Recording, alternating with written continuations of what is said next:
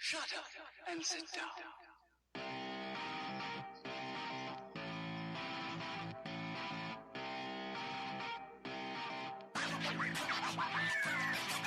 You're listening to the Cheaters Never Pin podcast, a proud part of the Section 328 family.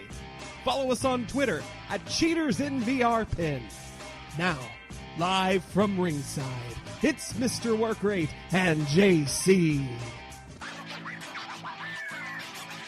Well, hello again, everybody. We back. For a well-deserved break. Right? After the marathon of Mania Week, it was needed. I think I pulled a larynx. I'm not sure. Is that Anyway. possible? I don't think that's possible. Maybe. I don't know. It is possible. Kayfabe. Sure. I'm a kayfabe Okay. doctor. Anyway. We could ask Pete Friesen. Oh. Oh. Anyway, welcome to the Cheaters Never Pin podcast. I'm JC, and here next to me at the commentary booth is my dear, close personal friend, Mr. Workrate Tom. Hey, Tom. Hey, JC. Hopefully, We've known each other for decades now. Oh yeah, so long. Kayfabe. Kayfabe. Anyway, we got a fun show tonight, Tom.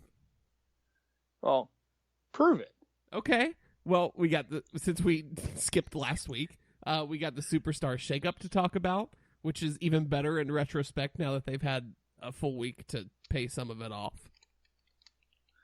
Yeah, I mean, it was a lot of suddenly, hi, you're here, and we weren't sure how some of the things were going to work, and it wasn't just shifting one person to another show. There were some other changes that went along with it too, and it's making things a little bit more interesting. Oh yeah. We have people getting dumb injuries because of other dumb people or doing dumb things themselves. Yeah, wrestlers sometimes aren't, with the brain and the thinking. Speaking of wrestlers without a brain, we have JBL bullying the shit out of Mauro Ranallo. Mamma mia. We have the 10 count, including, I think, a new record of 3 deaths. Thank you for not, spending all 10 slots on death. Oh, I could have found it. Oh, I'm sure. If I looked hard enough. I'm not saying you couldn't have. I'm saying thank you for not doing it. Oh, you're welcome. And then we have a new segment we're going to debut tonight. Kind of half debut, I guess. We're going to do a match exchange. And I'm going to give Tom some homework, and he's going to give me some homework. And then next week, we'll come back and talk about the homework we gave each other. And we haven't discussed this beforehand, so we're going completely blind into this. So it could be the same exact match, which would be real awkward. I bet it's not.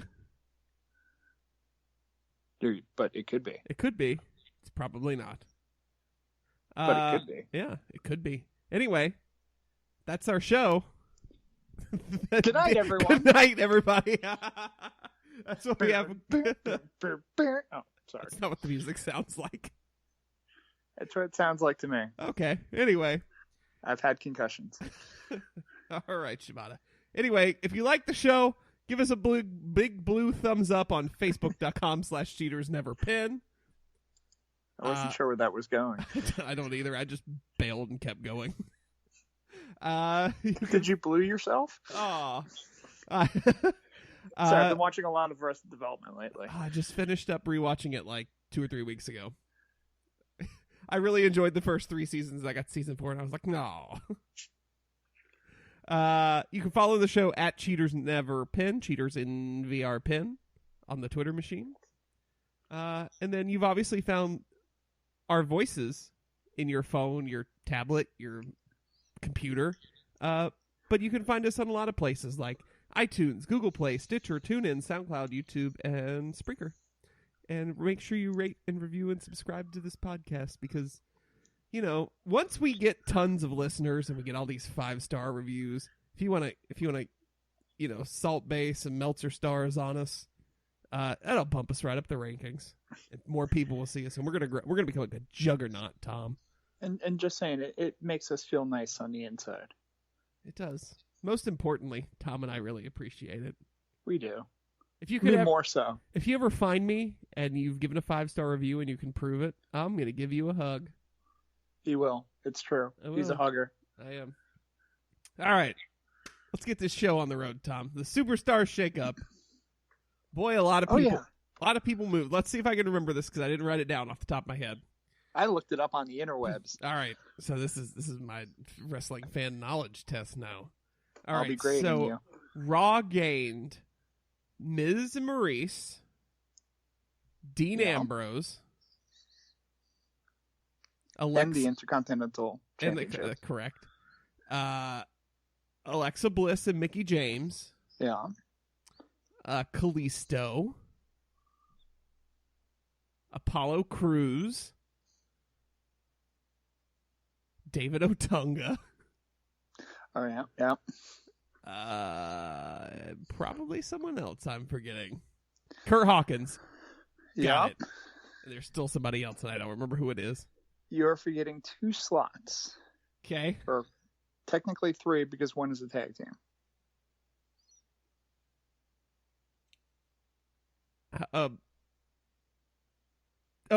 Heath Slater and Rhino. Yeah. There you go. And I'll give you a hint on the last one. Okay. He practically main evented WrestleMania.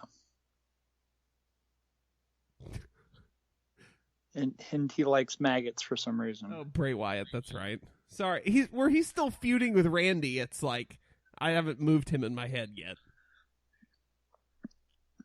Thank you. But the potential is there for so much other stuff for him on Raw, so. Right. And then SmackDown got Jinder Mahal. That's all they needed. Somebody's got to supply the steroids over there. He's not supplying them. He's taking them all. I brought him. Oh, I ate him. I don't know. Do you eat steroid? I don't know. If you've ever seen me in real life, you know I'm not on the gas, folks. I just derailed myself. Charlotte, Tamina, who didn't really move, but she's back on TV. The Shining Stars, or as they're now known, the Colognes. Yeah. Shinsuke showed up. That was after Mania. I don't know why I added that in there. That doesn't count, but, you know. Sammy and yeah. Kevin Owens. Yeah. And I don't remember the rest because SmackDown really pissed me off last night, and I've blocked out the color blue from my memory. Well, it is important to note that Kevin Owens and the U.S. title comes to SmackDown. Right. However, I guess theoretically, if Kevin Owens loses the U.S. title to Chris Jericho comes to SmackDown, and Kevin Owens is shot into the sun. Wow. Yeah. What a harsh punishment. They haven't listed that, but I'm pretty sure that's what's coming. It's a Russo-level stipulation. I read the dirt sheets. Sources are saying, but plans may change. So you mentioned Rusev, but you didn't actually mention Rusev. Rusev and Lana. Yeah. Separately? Cabaret Lana. Lena? Lena? Anyway, yeah. that's everyone that moved. That's not everyone who moved. Oh, God, who else? You forgot the spectacular luchador that is Sin Cara. Okay. Great. You also the New Day. Yeah, I forgot because they're not there and it's just vignettes. So I wasn't. Yeah. Anyway, yeah, the New Day. They're too busy not plugging the unicorn Frappuccino. How did they not? How did they not work this out? In the history of dropped balls, I had one today, by the way. Did you now? It was. I've been hearing about it. Postmates was delivering them for free, and I was like, okay, I'm sitting at home doing nothing. I'll drink your frap. I drink it up, and then yeah, it was good. It was fun. It was a lot more sour than I expected. Welcome to Cheaters Never Pin, your home for Frappuccino talk. No big whoop. Yep. It's coffee talk, but it's Frappuccino, and I don't know. Mike Myers will show up later. There you go. But yeah, so knowing that's who moved, so not counting what happened this week at all, just looking at the shakeup itself, your overall thoughts and reactions when last Tuesday ended and you went, okay. Okay. From a minor standpoint, I'm very happy to see the Colognes, I guess you will call them now, or the former Shining Stars, on SmackDown, where they can actually be a halfway decent tag team and not not bullfighters. I wish they had been luchadors. Not bullfighters, not timeshare salesmen, not whatever the hell they've been, like actual, an actual halfway decent tag team, because they're good workers and they can get some decent heat too. It's just that I don't know. I think what ended up happening with them initially was they kind of made some kind of joke in regards to, or somebody backstage, probably Michael Hayes, made some kind of joke about the vignettes and saying that, it's probably like, they sound like a timeshare. And somebody like Vince was like, that's brilliant. They can sell timeshares. And, we got pamphlets handed out for 9 months. But overall, I mean, Sammy going to SmackDown was what we've been asking for a while. I mean, it's tough from SmackDown standpoint because they didn't get a whole lot. They got Charlotte, which was, great from that standpoint. They've got Sammy, but outside of that, regardless of what you think of Jinder Mahal, they don't have really that much coming out of it because Lana's still being repackaged. Kofi Kingston and Rusev are on the shelf. So it's, it's a couple of things and everything else kind of sits by the wayside, whereas Raw got immediate impact with Miz and Ambrose and Alexa Bliss and, well, yeah, I guess that's kind of it. I mean, Bray's still there, and I mean, Bray's going to do stuff, so there's that too, but I don't know. Yeah. So I was feeling really good about this. What you called out the ones I felt really good about: Alexa, Miz, Maurice, Dean, the Shining Stars, Colognes, whatever. But their issue right now is still having these what is now cross-promotion, cross-brand feuds that are just putting a stalemate on any creative plans or any booking they would have for what exists now. It looks like what they did, and I know this would be the great dirt sheet rumor, like, well, they thought of this the last minute, and they just did it. They didn't even care about the booking. And it kind of feels that way. Clearly I think Owens will win. Orton will win. And, titles are currently where they're going to live. But now they're wasting 2 whole weeks of programming because things are at a complete standstill. So, I mean, at least you've got people that are the number one contenders for titles. Like, AJ is number one contender for the U.S. title, so he'll face Owens or Jericho. And Jinder Mahal is the number one contender for the WWE Championship on SmackDown. And at least there's planning and thought for after next Sunday. But right now, it's just, this week was boring. Everything this week was boring. Except for SmackDown. And it was infuriating. And boring. Yeah, I mean, this is pretty much the cleanup month, for lack of a better term. You had the movement, and that was the big thing. And, I mean, I guess part of that, too, is that you had this Superstar Shakeup, which was great. You had the movement from one show to the other. But outside of it being announced, there was no plot line development in regards to it. At least in previous years when they would do trades and they did, okay, well, you know, we had to get like Batista over here, so we gave up like 4 mid-card guys to get, you know, a main eventer and that type of thing.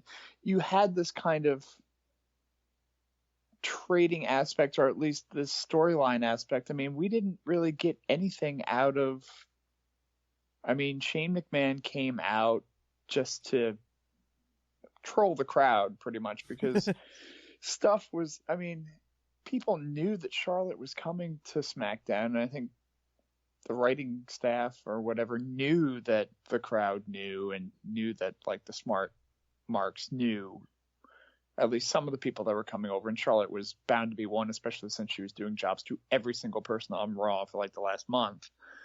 So you had Shane dance out there and go, oh, you know, it's a second generation star and she's really talented, and you know, here's Tamina, and people are like, what? Yeah. So he probably thought, oh yeah, that's gonna be amusing to myself, and he kind of high-fived himself, and it just seems like a Shane joke. And I mean, I laughed, but no, I know what you're saying. It felt like people would just showed up. They're like, I'm gonna go to this other show.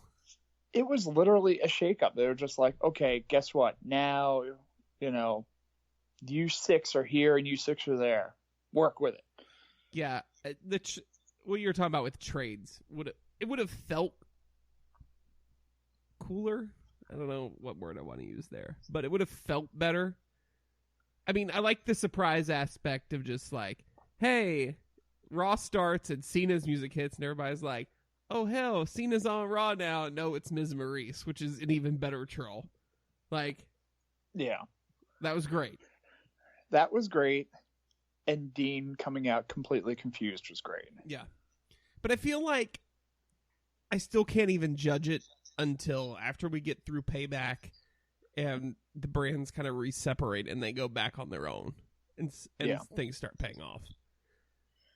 It is. And again, you've got the injuries. So you've got New Day over in SmackDown, and apparently they're not going to do anything with them, or kind of downplay them a little bit and just kind of do vignettes or whatever until the whole crew is back. You got Rusev, who's still out.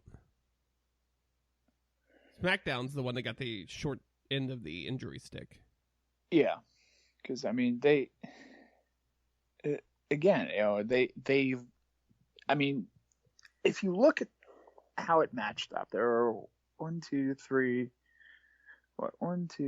4, 5, 6, 7, 8, 9, 2, 3, 4, 5, 6, 7. So 9 and 9 basically. So you can kind of almost match up. Oh, I guess Owens is 10. I don't know. So you can pretty much match up people for people. Like, okay, well, you know, Owens goes in one direction, Ambrose goes in the other direction. Mm-hmm. Alexa Bliss goes in one direction. Okay, Charlotte goes in the other direction. So you kind of like match up things, but I mean, it was what we figured it would be. You know, a couple of top people, men and women, a few mid-carders, and a tag team. There's nothing major. Yeah. So I don't know. I'm just very like meh about it right now. Like, I think last week when Tuesday ended, I was like, all right, cool. But now I'm just. This week, the programming was not great this week, with the exception of Strowman and Big Show breaking the ring, which I will always pop for, but everything was kind of meh. Yeah, I mean, it's this kind of shape up and restructuring, and I wish a little bit more had been written to kind of go into the reasoning and why it happened, but you know, it is what it is, and we kind of have to roll with it. Like you said, it's going to take a few weeks for everything to develop, and you know, maybe we find out why certain people went where they did, you know, whether it be the Shining Stars start cutting like shoot promos and, you know, saying how, well, they needed to get away from that other brand, and at least these guys believe in us as wrestlers, not as jokes, and I mean, that type of thing. you got to think that when they looked at who they wanted to move, they at least were like, okay, here's the matchups that we want to get out of this. And of course, again, with titles being held up and people just kind of in limbo until storylines start developing, we're not going to see the fruits of any of that. So, I don't know. I'm very, neutral on it right now. Yeah. Like I said, the real weird-ass booking on SmackDown Tuesday night was just, it made no sense.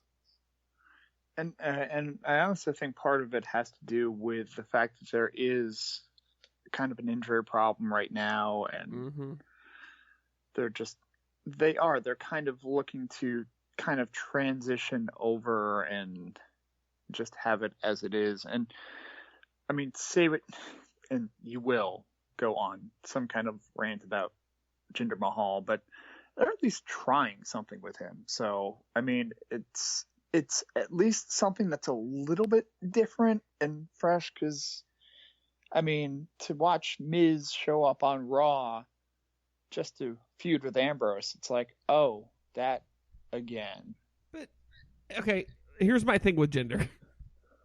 Tell me what you see in him other than being an unsafe worker that is jacked on his mind out of steroids. Because I'm pretty sure all Vince went is, oh, goddamn, look at his body. He's fucking ripped. Give him the goddamn belt. Yeah. Right? That's the entire booking there. Because I can't see any other way. When you have AJ Styles now number one contender for a mid-card title, when you have a number one contenders match that doesn't include him or Baron Corbin or Shinsuke, huh? We know Shinsuke is going to be the slow build. I mean, he'll feud with, I guess... They haven't built him at all. He hasn't even had a match yet. And I mean, my only thought is that their theory is, well, people really love Shinsuke. People want to see Shinsuke. All right, let's make them pay money to see Shinsuke. Have him go on a pay-per-view. But they're not even building anything. I mean, I realize Backlash is a ways away, but they're not even building to anything yet other than, oh, look, him and Ziggler. Oh, but him versus Ziggler is going to be so much fun. It's going to be a fine match, but he's going to go over because Ziggler's a freaking geek. And then, it doesn't prove anything. It doesn't build him because no one cares about Dolph Ziggler.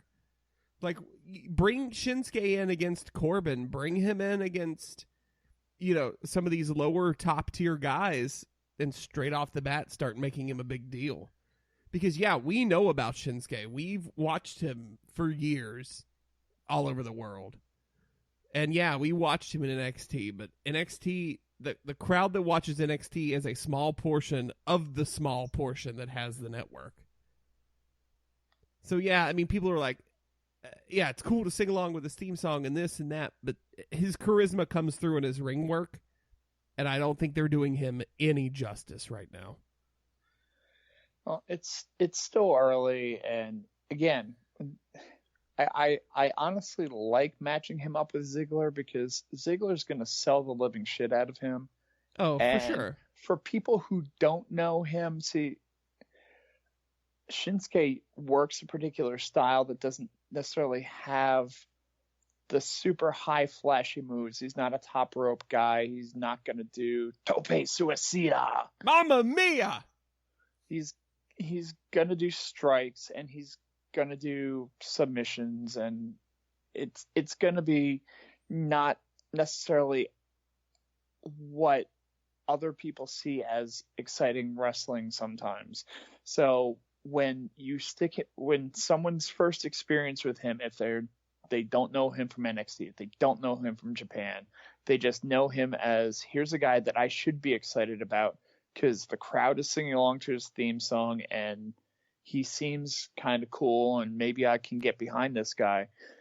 If you have him go out there with Ziggler and Ziggler sells these kicks like he's being like it's Street Fighter and ends up getting that last knee and sells it by rolling 27 times into like the third row. Okay. All right. I want to see that. it's going to make him look strong. Yeah, he's not wrestling right now, and they're going to build off of that. And like I said, it's him versus Ziggler's good for that first taste of what people are going to get, because if you stick him against the wrong type of opponent, and I'm not saying like, first of all, you don't give away him versus AJ. Not Oh, yet. no. You save that for next April, my friends. Yeah. You don't give that away. So, I mean, you're limited into who you can put him up against to make him look entertaining to people who don't know who he is, and not give away the big money matches. True. So, which, yeah, you're right at that point, because, like, you know, I said put him up against Corbin, but you're trying to build Corbin at the same time, so you don't want him to just drop to Shinsuke off the bat. So yeah, and one of the things that's been an issue with, I mean, wrestling in general, at least WWE booking over the last few years, I mean, really is, and goes back further than that, probably the more I think about it, is you're giving away major matches on television each week, or you're giving away huge like matchups that you've been building on B and C level pay-per-views, where you've got 4 pay-per-views pretty much that you should be selling throughout the year that are your big money pay-per-views, and those should have the big matches on them. So you don't want to turn around and stick Kevin Owens versus Shinsuke Nakamura on Roadblock or whatever the hell the C-level pay-per-view is. You don't want to put the Shield triple threat at Battleground. Oh wait, we did that.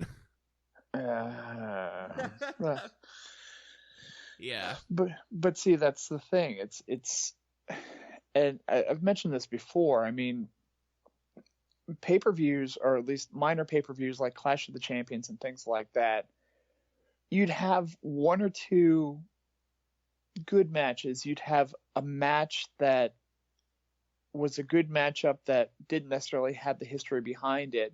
And then you'd have a whole bunch of mid-carder versus main eventer where like Sting would take on, I don't know, the Iron Sheik or something like that. And then, you know, beat him in 7 minutes. But yeah, it made him look strong, but it wasn't him going against a jabroni. It was him going up against somebody. So at least you get a halfway decent match, although it's cheap, but you know, whatever. Yeah. But you get a halfway decent match, but you're not paying for, you know, this isn't the major card. This is a minor card. So you're getting something that's decent. You're not getting something that is super exciting, but you have to keep a couple of good matches on it. That's fine, but don't waste a good matchup that you've been building for a couple of months, or that you could sell part of a major pay-per-view on as the third match on a B-level pay-per-view. Yep. And the reason they do that is because of their just insatiable appetite for 50-50 booking, which is why no one ever gets over. No one ever looks really strong. It's just, okay, well, you beat me at this pay-per-view. Now I need to beat you at that pay-per-view. We don't really need to blow this off. Let's move on to the next thing. It's just... No, you beat me at the pay-per-view, and at the rematch on TV the next night, I'll beat you. Right. And it's just...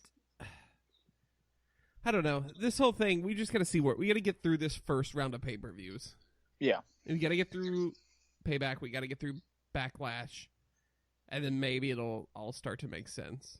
But it's just my entire point here is fuck Jinder Mahal. And some things I'm not gonna roll with that. Some things come out of shakeups like this that you didn't necessarily expect that actually work into good angles. I mean, look at Heath Slater and Rhino. That was probably one of the best angles they had last year. That was great. That came out of just the randomness of Heath Slater didn't get drafted. Right. And it got Slater over as a character that actually, I mean, well, 1, held the title last year, and 2, literally sells T-shirts now. Yep. So. Yeah, I don't know. We'll see. It's just I feel very much wait and see about everything right now. Well, yeah. And who knows? Maybe Jinder and the Bollywood Boys will surprise me. I hope for the best and prepare for the worst. I will say this. I actually want to see it. You want to see a Randy Orton Jinder Mahal match? No. I have no interest in seeing Randy Orton matches in general. I want to see what they're doing with Jinder Mahal and the Bollywood Boys. I want to see how this develops.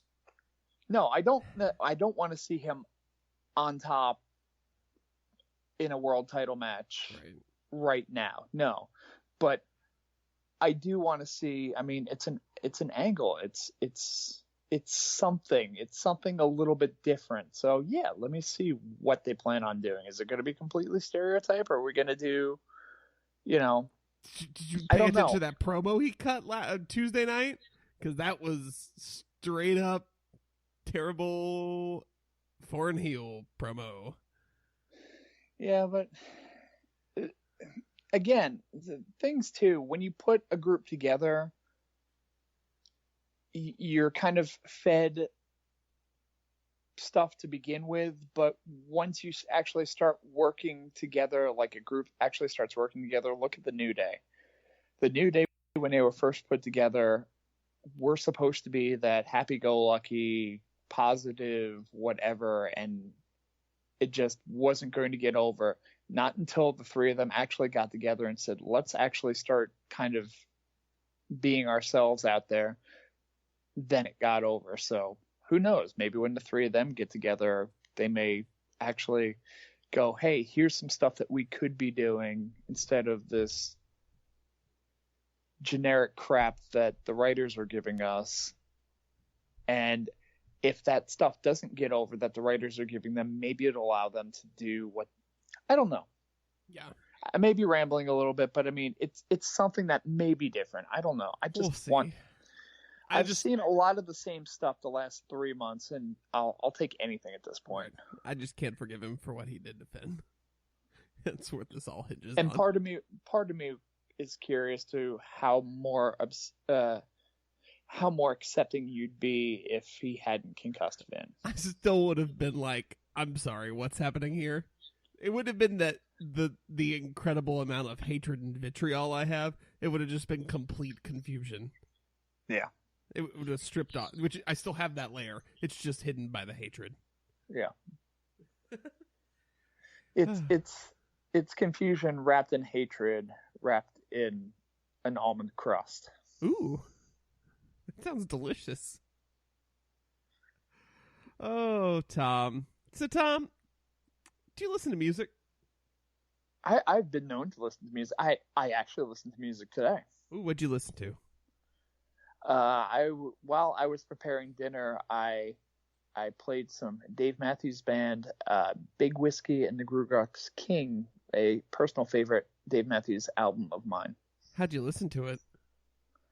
I spoke to my Amazon Echo Dot, and I asked it to please play that album, and it responded by doing so. Oh, that's fancy. So you used our sponsor, Amazon Music Unlimited, huh? Yes, I did. Yes, Amazon Music Unlimited is a premium music subscription service featuring tens of millions of songs and thousands of expert program playlists and stations. With Amazon Music Unlimited, you can listen to any song, anytime, anywhere on all of your devices like your smartphone, your tablet, your PC, your Mac, your Fire TV, and like Tom said, your Alexa-enabled devices like an Echo or a Dot. You'll never hear or see an ad, and you can always download your songs and playlists for offline listening. Amazon Music Unlimited also gets to know you by personalizing your recommendations based on your listening habits from a catalog of tens of millions of songs. Whether you're after the perfect dinner party playlist, an all-weekend listening session with the Beatles catalog, WWE themes, the latest hits from Bruno Mars, or recommendations for new indie music to discover, Amazon Music Unlimited has it all. And now if you're an Amazon Prime member, you can join Amazon Music Unlimited for $7.99 a month for a monthly subscription. And there's a great deal for non-Prime members too. And then you can join by clicking the Amazon button on cheatersneverpin.com. And we have a little contest for you, too. If you sign up for Amazon Music Unlimited using that Amazon button on cheatersneverpin.com between now and April 30th, and send us a picture of your confirmation to our Twitter account at CheatersNVRPin with the hashtag Amazon Music, you're going to be entered to win a $10 gift card from ProWrestlingTees.com. That's right, $10 in free merch. This contest ends on April 30th, so go sign up now and enjoy tons of great music on all your devices. So go to CheatersNeverPin.com, click the Amazon button, and sign up for Amazon Music Unlimited today. And thanks to our sponsors at Amazon and Amazon Music Unlimited. Damn wow, straight. That promo was so strong. It's like I wanted to hear Amazon Music so much. I actually believe I heard music in the background as you were speaking. That's amazing. Kayfabe. Didn't happen. All right. So we touched on people being injured. We were talking about the shakeup and that being a little bit of an issue for WWE, but I wanted to touch on dumbass injuries that are happening in pro wrestling across the board right now. So, starting first with the biggest one and potentially a career-ending one from the news is Katsutori Shibata in his match with Okada last weekend. Yes, this past weekend, I think. That sounds right. I think that's right. He likes to headbutt people. Part of his style. It's just in his moveset. And in his brilliance, instead of, taking it with his thumbs or doing like Gallagher does and slapping his thighs or any number of ways you can safely work a headbutt as a worker in 2017. No. He headbutted Okada as hard as he could with his head. And now he's in the hospital after having right side paralysis and collapsing backstage from a subdural hematoma.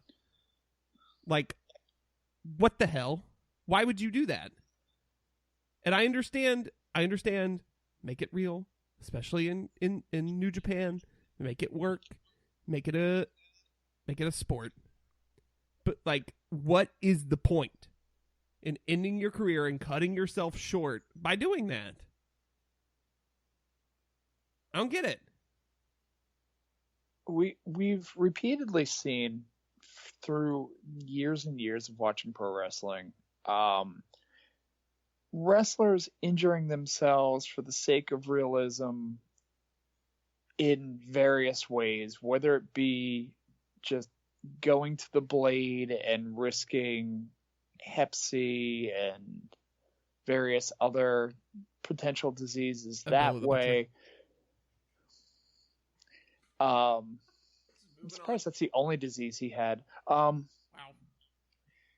To the incredibly stiff working styles of like All Japan during the 80s and 90s, where pretty much every wrestler was dropped on his head and or neck repeatedly, which may have killed Mizawa, may have either ended the careers or cut short the careers of numerous wrestlers. We've seen people like Dynamite Kid, who repeatedly went and did headbutts off the top rope to the floor, and he's relegated to a wheelchair now. We saw a particular wrestler who emulated the Dynamite Kid a little bit too much, named Chris Benoit, do the same type of headbutts and do enough brain damage that, yeah, he did things that we're not going to go into detail about.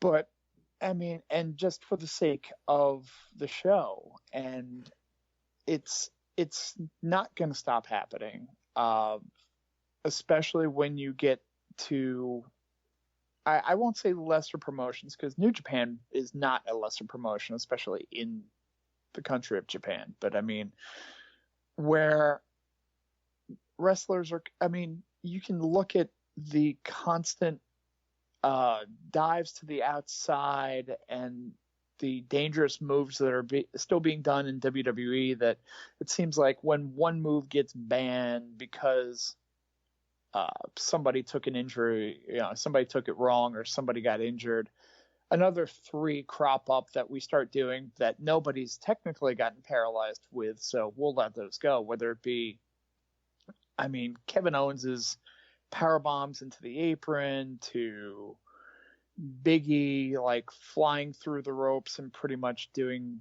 tope suicidas head first into the floor repeatedly, to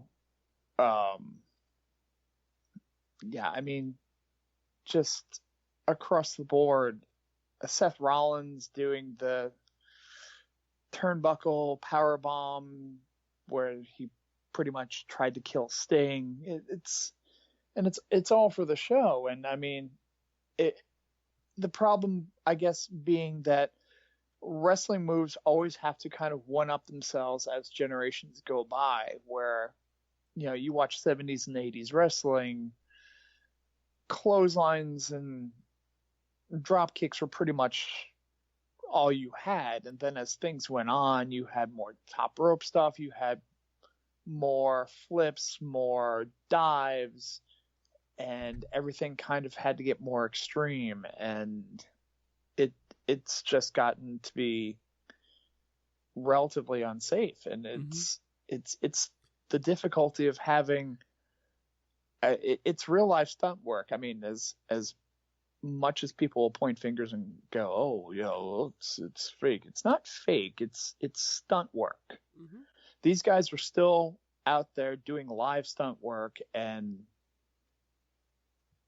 they're getting dropped. They're getting missed, where Charlotte's doing moonsaults and not getting caught on the moonsault, so she's like taking face plants because Nia Jax doesn't know how to catch a wrestler, or isn't strong enough to catch a wrestler, ironically enough.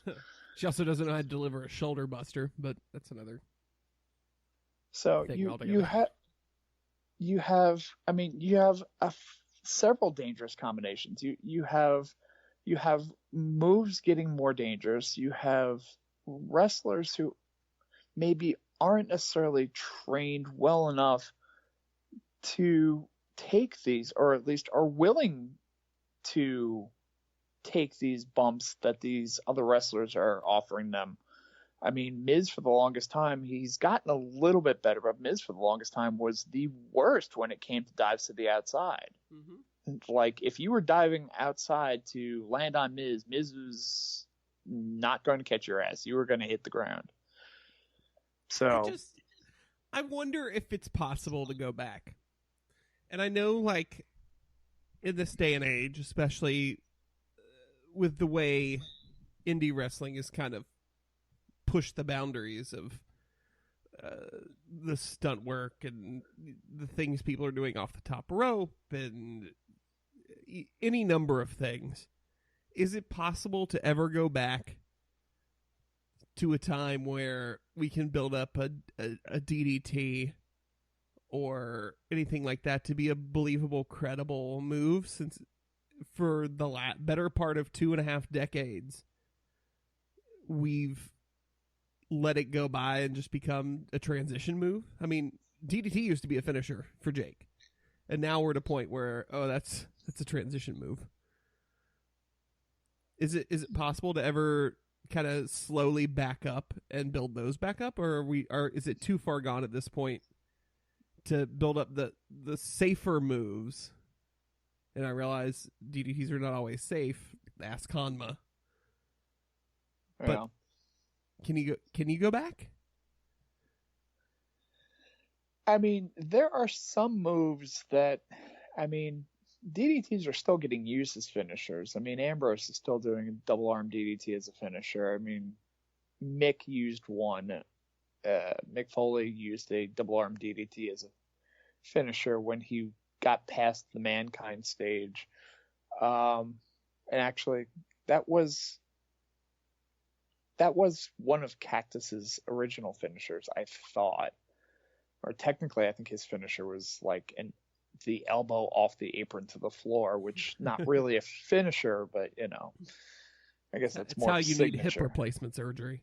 Yeah, shocking that took place. But there's somebody else that uses.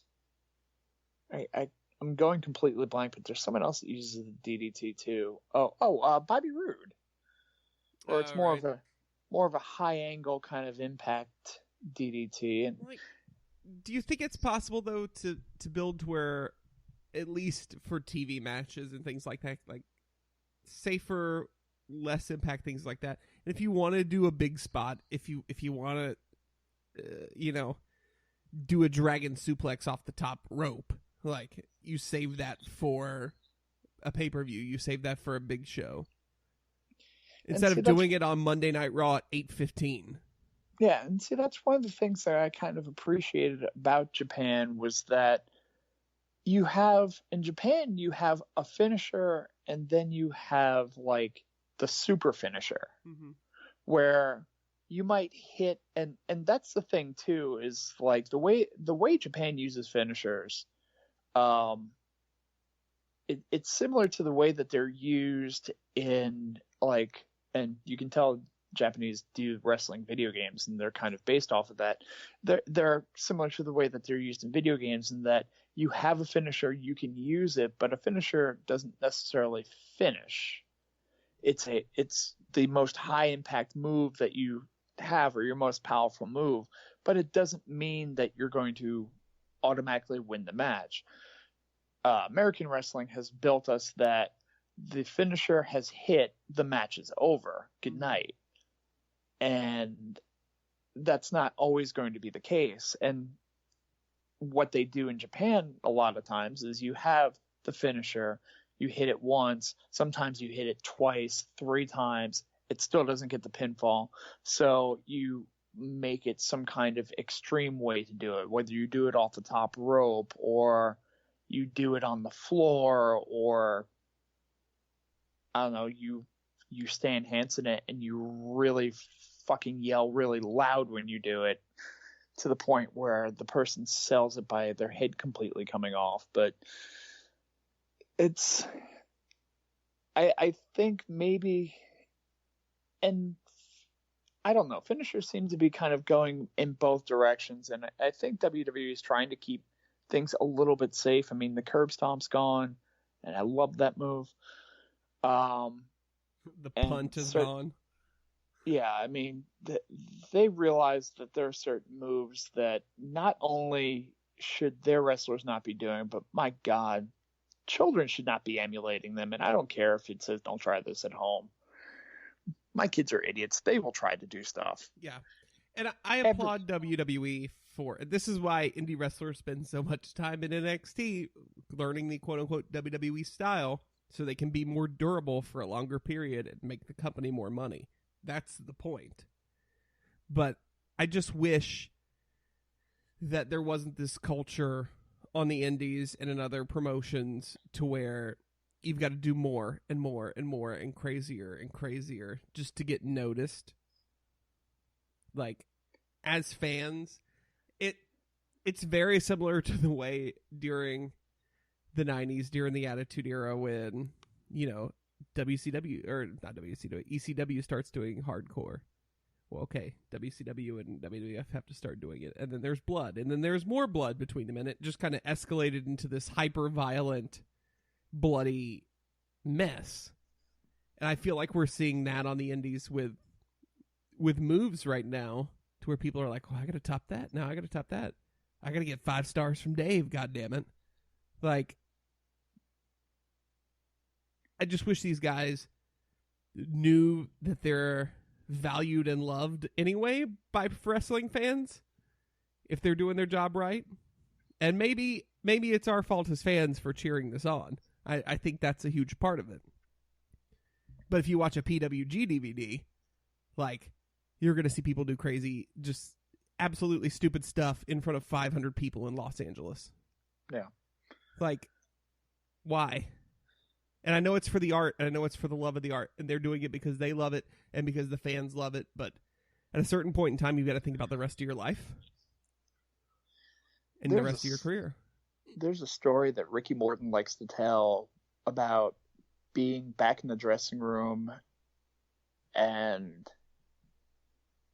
talking to wrestlers about the spots that they're doing and, going, come on, you got to, it's great that you're doing these things, but you keep going around and doing all these stuff through tables and stuff through this, you're going to kill yourself. You're going to end your career. You're going to prematurely end your career. And they're like, well, you want me to end up like you or something like that, or being 50 something years old still working. And he's like, the fact that I didn't do the crap that you're doing is why I can be 50 years old and still working and collecting a paycheck, because I didn't do that stuff, and I preserved my body well enough that I can turn around and still kind of deliver a drop kick at, my God, however old Ricky Morton is right now. So yeah, it's a matter of preserving yourself, and the fact that the Hardys are still doing what they're doing 20 years later boggles my mind, because I never would have thought. I mean, I don't know what the hell their bodies are made out of, because between the bumps, the breaks, the injuries that they did go through, and the stuff that they didn't necessarily tell you about, and the drugs and all the other issues, the fact that they're still out there just kind of, I'm not really sure what the hell's going on with them, but God bless them. But it's still seeing them kind of do the ladder match during WrestleMania kind of made me cringe a little bit. And I know that especially when they had one 24 hours before that. Yeah, exactly. Just like, I mean, but wrestlers, they can't stop a lot of times. It's in their blood. It's what they need to do. And well, good for them, I guess, but please don't die. Please don't die. Spoiler for the 10 count, but anyway. I just put this on here. I wrote Moro JBL saga. Do you have any comment on this? I mean, it sucks. JBL's a bully. He shouldn't be there. They need to do something about it. Obviously, it's a culture that's instilled from the top by one man, Vince McMahon. Ribbing has always been a thing in pro wrestling, and that's fine, but it shouldn't involve stealing passports and shooting in bags and stuff like that. That's my whole comment on it. It's really sad. I hope Morrow continues to do Rise and other pro wrestling and everything and kills it, because I think they lost a premier talent. Yeah, it's over essentially in that stance, and that Morrow's gone. I mean, he's gonna do other, like MMA and boxing and all other types of stuff for the remainder of his WWE contract, which will not get renewed, and then he'll be free to do, I don't know, New Japan or whatever the hell else he wants to do, whether TNA would be willing to give him money or I don't know. But that aspect of it is over. But for the most part, I mean, a good amount of the boys and the ribbing and the backstage type of stuff that you would hear about has mostly gone away, but it hasn't completely. And JBL's pretty much the king of it now. I mean, I've heard stuff about Undertaker and Triple H and other guys still kind of keeping that around, but those guys aren't really around anymore. JBL's the only one that's there that is still kind of from that old school mentality, and it sucks. And it's unfortunate too that Vince keeps this loyalty and attachment to certain people, and I don't know what the hell it is with him and Bradshaw, but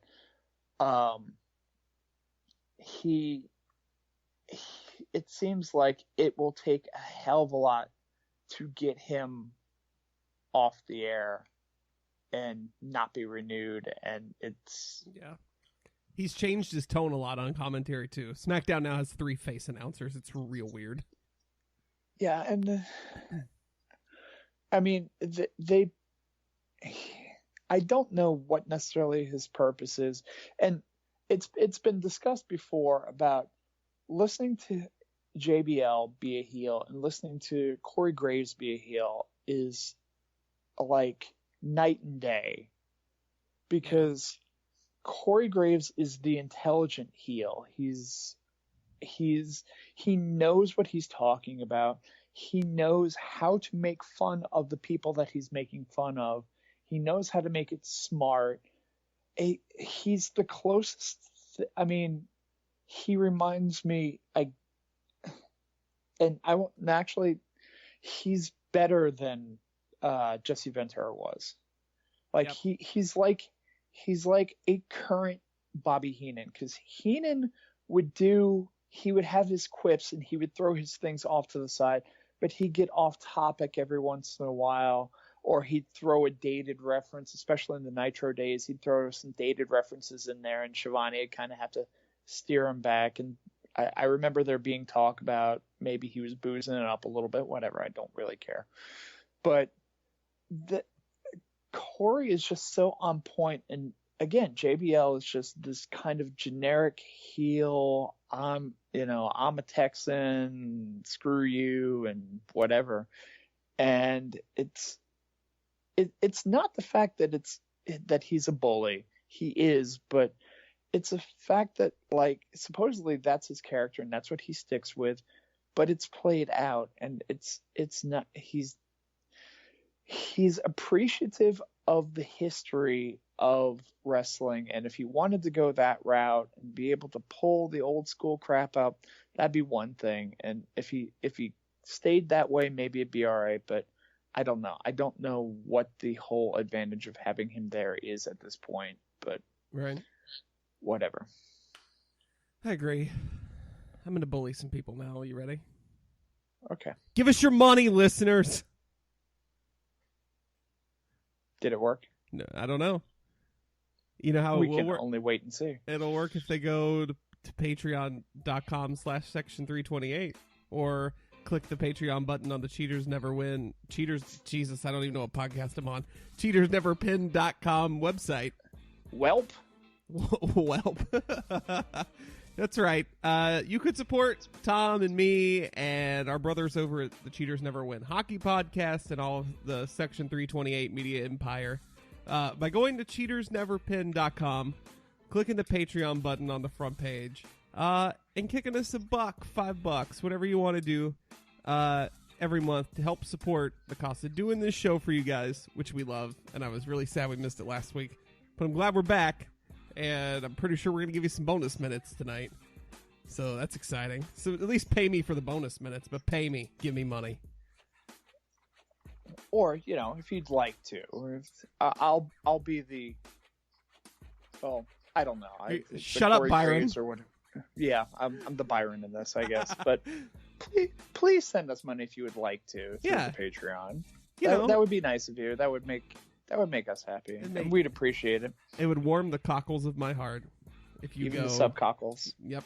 Patreon.com/section 328 or cheatersneverpin.com and click the Patreon button. And we thank you for supporting our podcast. Nice. That went well. You ready for the 10 count?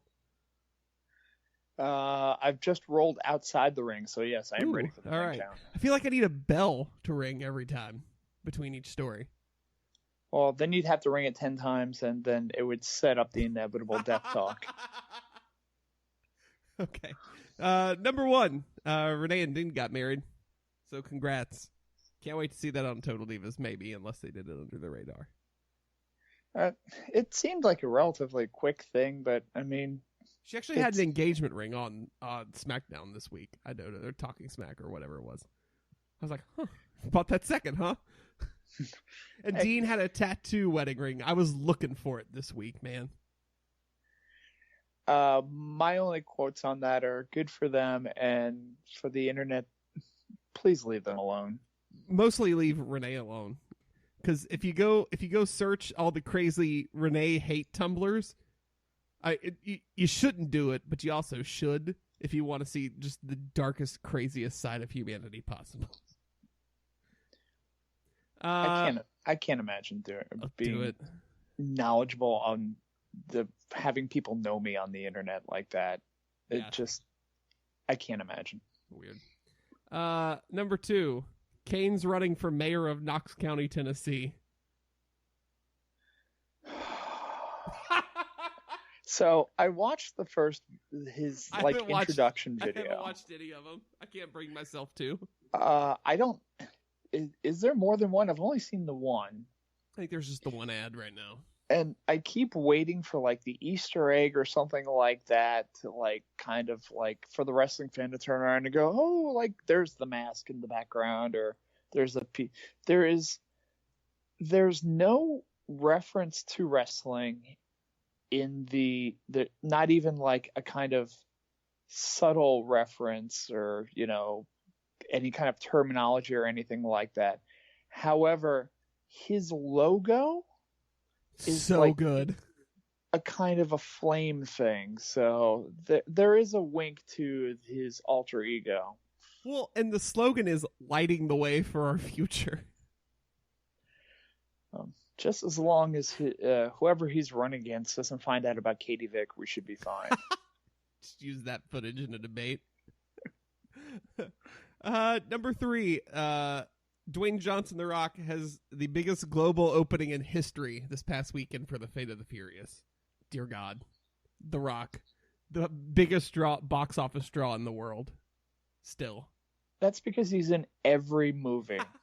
And he's filming 7 movies at the same time right now. And Ballers and his HBO show. And probably some reality show helping out children and all kinds of things. God bless Dwayne Johnson. I love that man. He has just turned everything into like gold. He does no wrong, it seems, and he's got the charisma, and I mean, he was meant for movies. He's got the charisma. He's got a great sense of humor. I mean, he's got looks. He should be a movie star, and he is. Mm-hmm. Number 4, and I retweeted it this afternoon, Wednesday afternoon, from my personal account, and I'll send it out from the Cheaters Never Pin account by the time this show launches. But CBS Sports posted a video of Bray Wyatt reading Goodnight Moon with his theme music playing in the background if you want to have some nightmares. So I played this for my children because that's the kind of father I am. And they all just kind of looked at me, but they liked it. It's weird, but it's worth watching. It's funny. It is. It's not long. It's like a minute and a half, and he doesn't get too dark in it.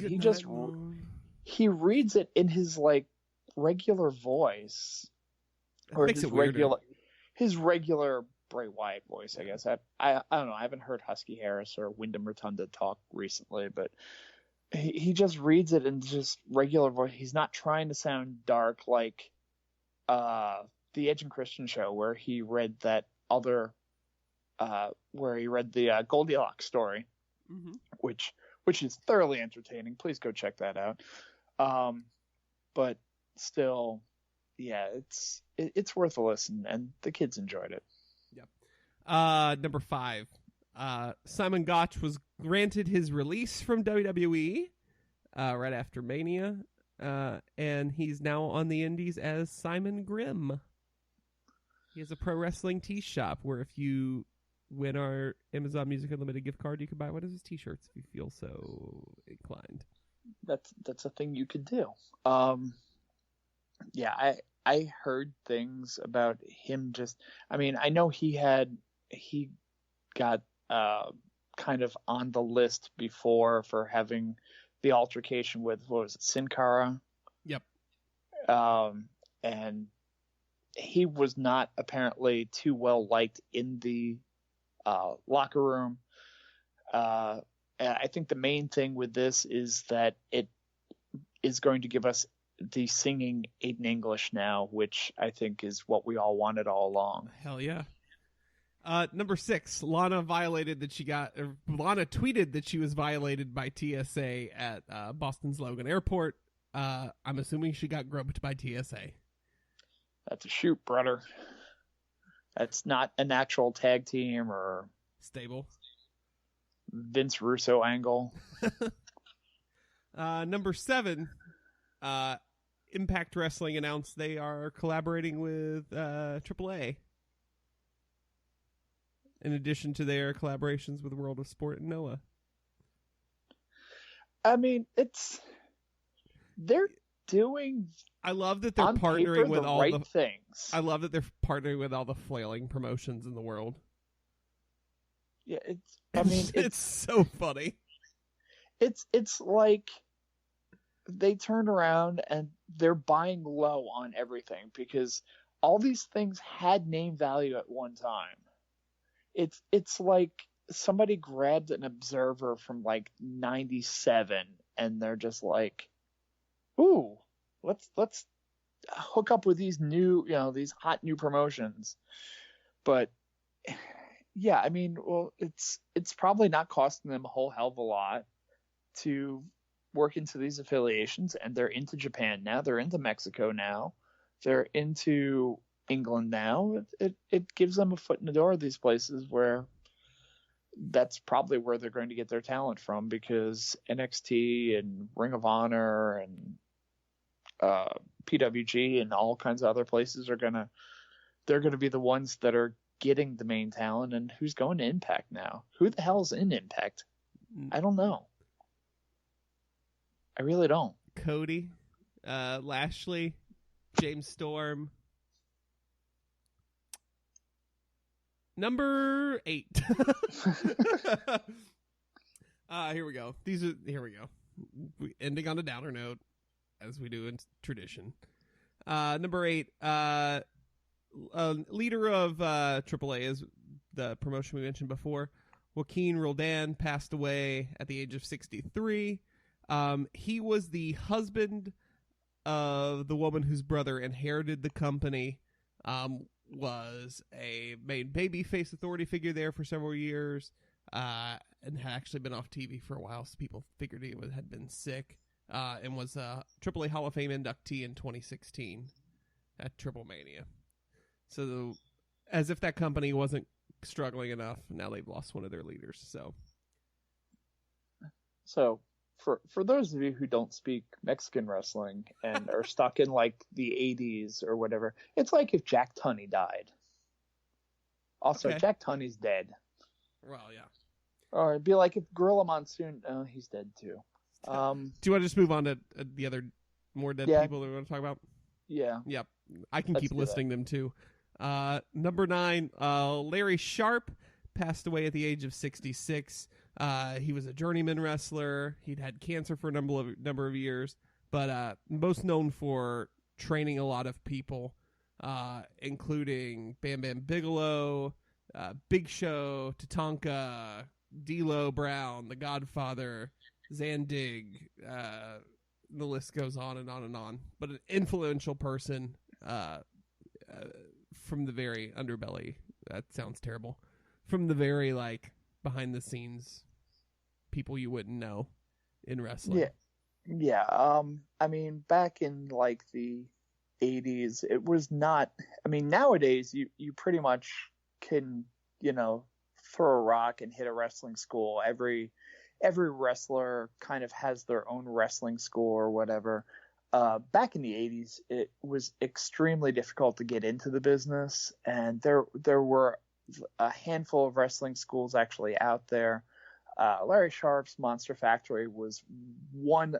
I think I knew of 2 pretty much back when I first got into wrestling. Larry Sharp's Monster Factory, because of Bam Bam Bigelow, because when Bigelow first kind of broke through, there was a big thing about Larry Sharp's Monster Factory and how this was this wrestling school that he came out of because he was such a phenom and that type of thing.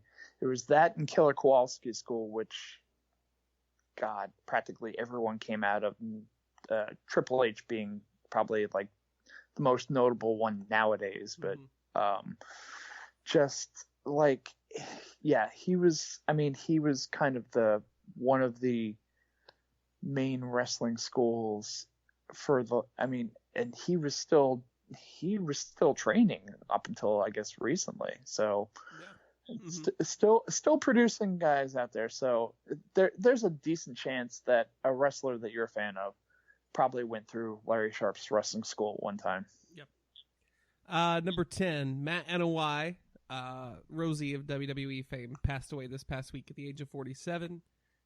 He was in 3 Minute Warning. He won the Tag Team Champions with Shane Helms in WWE. And he's also the brother of Roman Reigns. So much love out to the Samoan family. It seemed really unexpected and out of nowhere.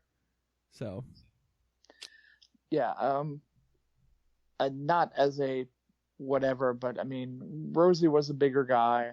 I don't know if he had any health problems or anything like that. He was 47, and I don't think really that much, because I think I only heard about it, what was yesterday? I mean, it's been relatively recently. Yeah, it was Tuesday. Okay.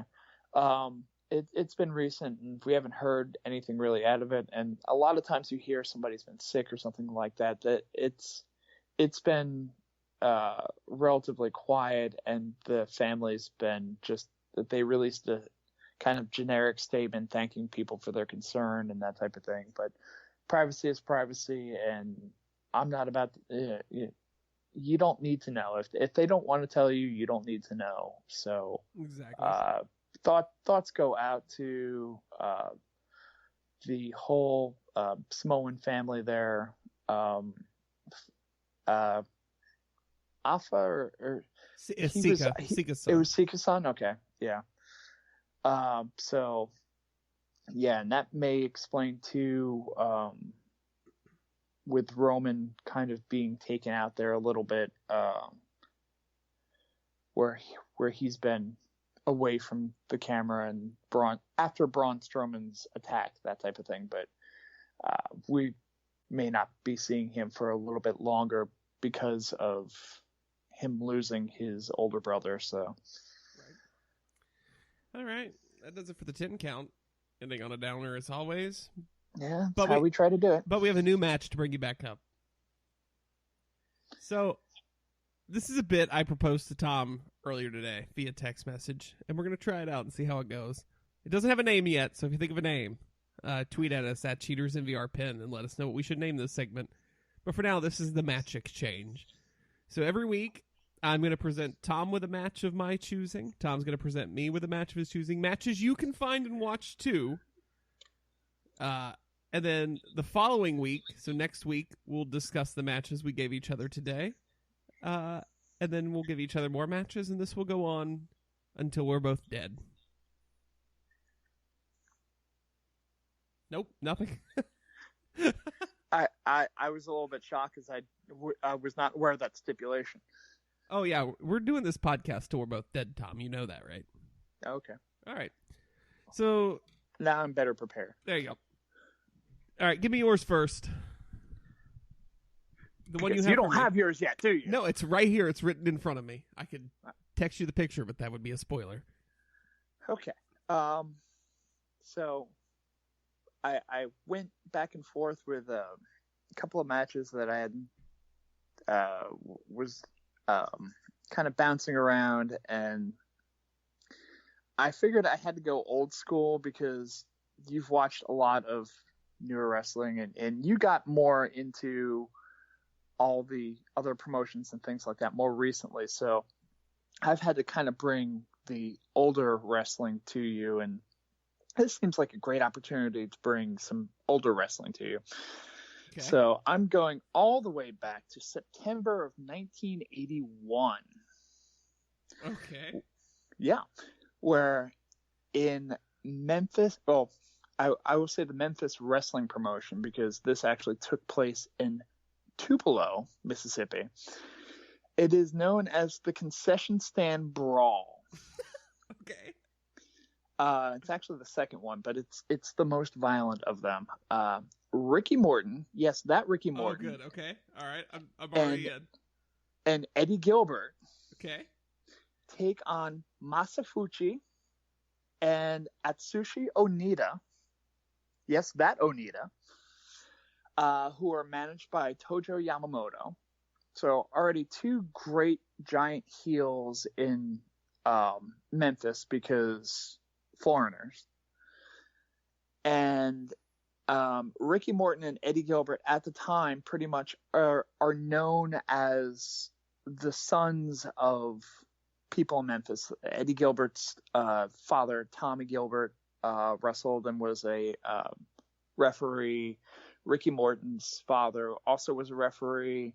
So they were just these kind of babyface kids that the crowd really hadn't bought into yet, and they weren't necessarily sure if they were going to get over, or are they just here because they're the sons of people who've worked here forever. And they have this knockdown, drag-out brawl where they're I don't in the footage that I have, I don't ever see them in the ring. Cool. They just go into this concession stand, and there's like this kind of still cam that they get on, and I mean, there's blood everywhere, there's mustard everywhere. At least 2 promoters get involved. There is an elderly woman who starts to fight Tojo Yamamoto because she's not in on it. And she sees like one of the promoter's wives, and like he's like in on it, so he's like trying to fight with Yamamoto, and Yamamoto like shoves him away, so she gets pissed and she starts wailing on him, and he's like trying to chop her to try to get her away, and she's no-selling it, and she's still wailing on him, and finally somebody else kind of brings her over, and she's like howling it.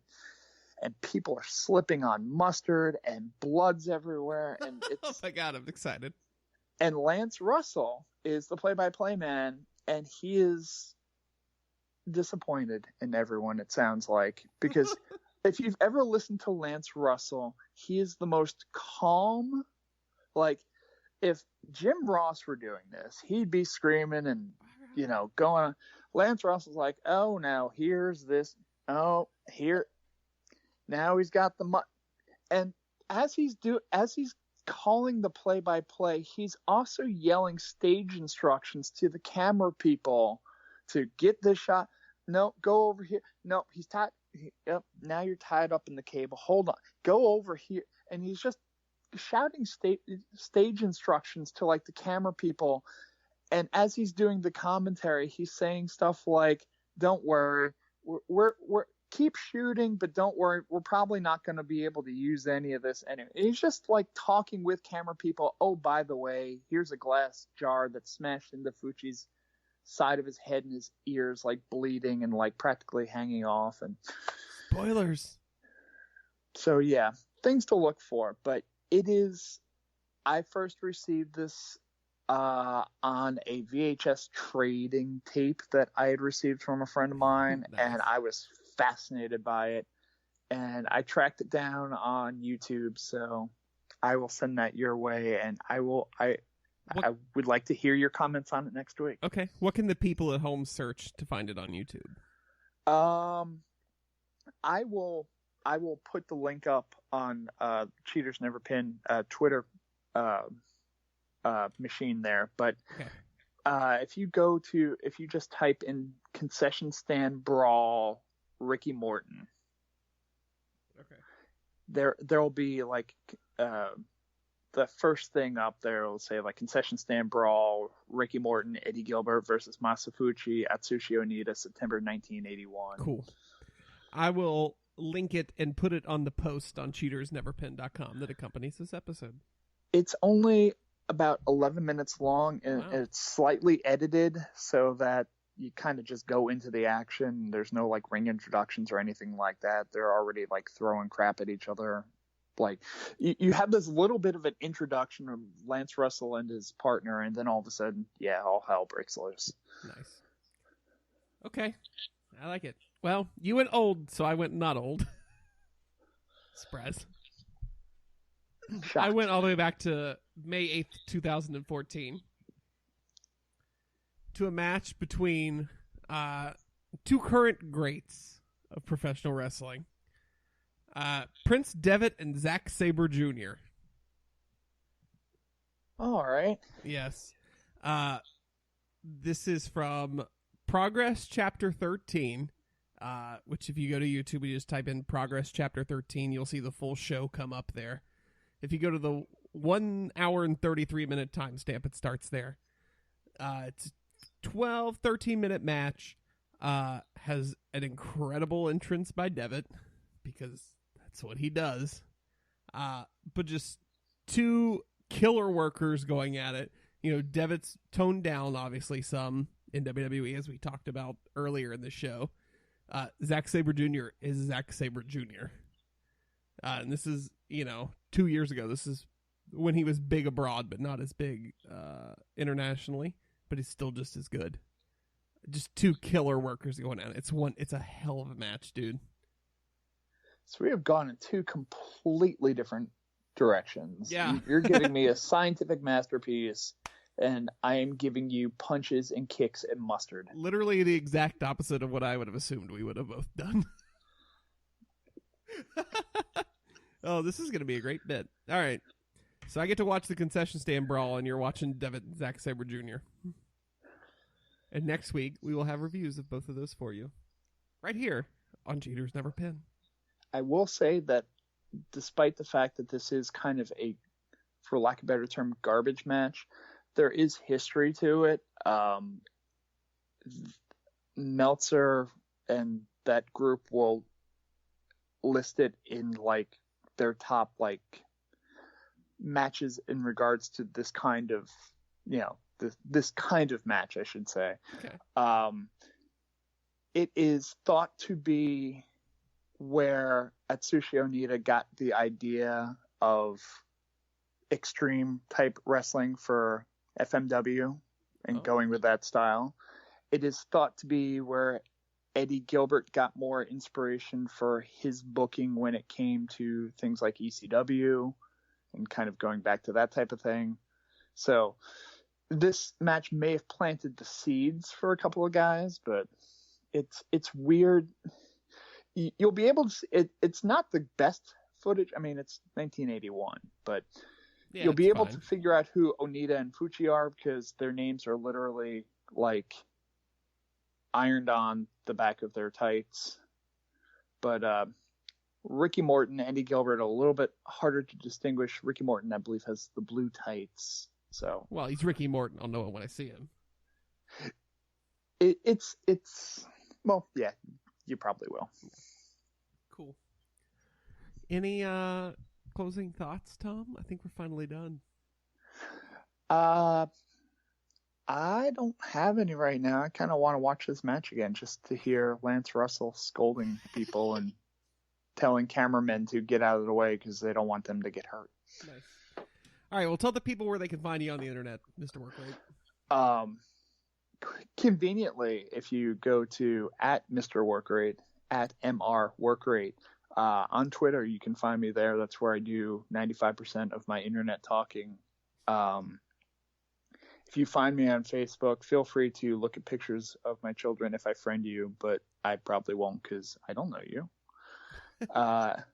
I'm on other stuff. You can find that just search for Mr. Workrate in general. You can find other things that I'm probably on, but I probably don't use them. So, yes. But feel free to attempt it. I'm all right with that. You can find me on the Twitter machine and the Instagram machine, which I need to get better at JCBobbitt, JCBOBBITT. On both those places, and come find me. Come at me, bro. Literally, come at me, bro. See what I did there? Yeah. It's good. You said it twice. It's real good. You can find the show at facebook.com/cheatersneverpin. Oh, I get it now. Damn it, Tom. And also on Twitter @cheatersinvrpin. Both places we should probably update and say more things than we currently do. Yeah, we should. But, we'll get there. We should do a lot of things. Yeah. What you should do is rate, review, and subscribe this show on iTunes, Google Play, Stitcher, TuneIn, SoundCloud, YouTube, and Spreaker. Tell you what, if you guys do those things, we'll do more on the Twitter machine and all that type of thing. That's right. Also, if you go sign up at Amazon Music Unlimited using the button on cheatersneverpin.com, or just straight up give us your money by clicking the Patreon button on cheatersneverpin.com. Also, either really of those things would make us happy. Yeah. You let us know that you're alive, and we'll get active and It just makes us happy. And don't you want to make us happy? That's all they need to do. All right, Tom. It's been fun. I'm glad we're back. It was a long week without us. Yeah, it's good to be back. It was a weird Wednesday without it. Right. Well, we'll be back next week with another Cheaters Never Pin. But until then, I'm JC. I'm Tom. And we'll see you next week.